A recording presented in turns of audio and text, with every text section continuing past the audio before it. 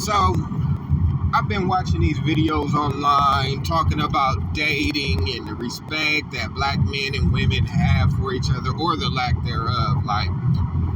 I watch the Lapeef Network a lot, and I like watching it because I'm gonna just keep it a buck. Because there's a black millionaire that's on the show that shares his insight, his financial literacy, and he's married.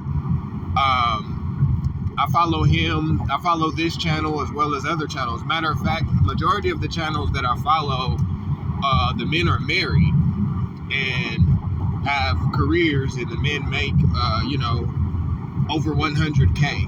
But what I find is that I'm finding that even as men are successful financially, as we lead, as we do things in a community, our respect level doesn't match our duty, the level of duty and commitment that we have to the community. And I think that it's becoming tragic and sad. And at this point, it's like there is no incentive to be a good man because it doesn't increase your respectability within the community. As a matter of fact, the men that destroy the community get way more respect, admiration, than the men that work and pay taxes and don't go to jail and take care of their kids from birth to death. But I don't know. So this is one of the clips that I seen that kind of sparked this idea. They're not the men that women go after naturally. Because everybody in life wants something that everybody wants. Hence, when it comes to trainers, Jordans, exclusives, whatever, everyone wants that thing that nobody can get, but I was able to get it. And I think that's the same thing that happens with women.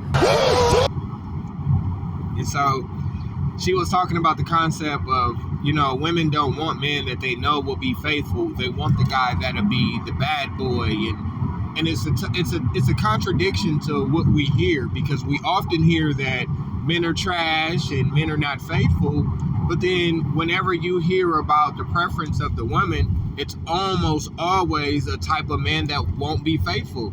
It's the type of man that's not faithful to the community at large.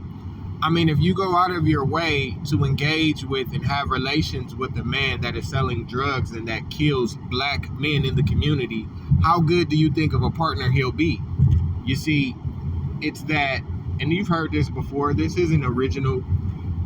Women don't want good men. They want bad boys to be good to them. That's what they want. They don't desire good men because good men are not edgy enough. It don't give them that tingly feeling, and they're looking for a feeling. They're not looking for long-term longevity. They're looking for a short-term instant gratification. They're looking for that feeling, that special feeling. And it's really asinine, because as men get older, we want actually less. Like, we're more likely to settle for a woman that isn't as pretty as we get older. We want more cooperation and respect. We want less sex and more respect as we get older. And it seems that for some reason, women think that they can redefine how men should respect them, but then have demands on what men should and could be. They want no accountability, and they don't want to uphold them. They want men to lead. But then when a man that is leading sets a standard, they shun or shame that man for imposing a standard. They say, hey man, how dare you have a standard? How dare you? You're supposed to lead the way I feel you should lead.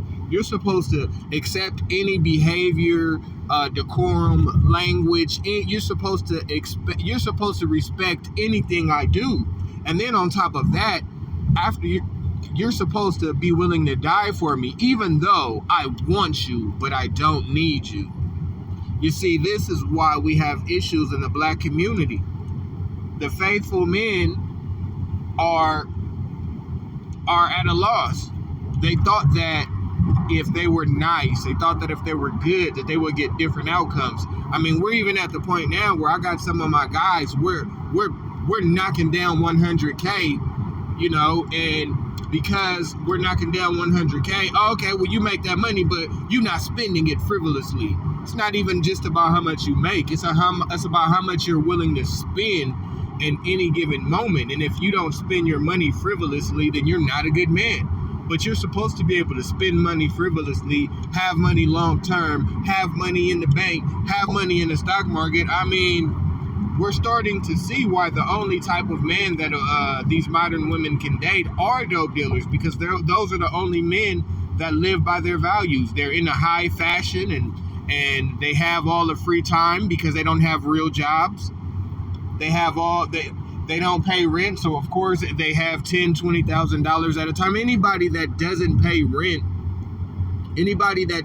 rent on a regular basis and lives as a homosexual should have about $20,000 or $30,000 in cash.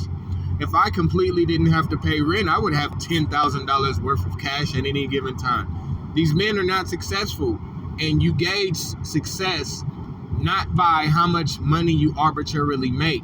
You gauge you gauge wealth by income minus debt. Once they go to jail, everything they've earned is gone. So it doesn't matter what they've made. It doesn't matter like, oh my God, I was balling, I had this, now you don't. They still gauge their ideology about who they are, or they gauge their self-esteem or their status based off of their hood credibility. But you know, something happens. Something happens to us men and women. When we get 30 and 40, the youngsters, it's their time. It's their time. So when you're a 40-year-old ex-guy that's with the SHIT, you don't have as much clout. You don't have as much leeway. They're looking at you like, bro, you old. Get out the way. You know, the streets is a young man's game, and thotting is a young woman's game. So you can't compete with those young hyenas. Those hyena women and those hyena men, because they not lioness or lionesses, they hyenas. The bad boy wins in the short term, the good guy wins in the long run.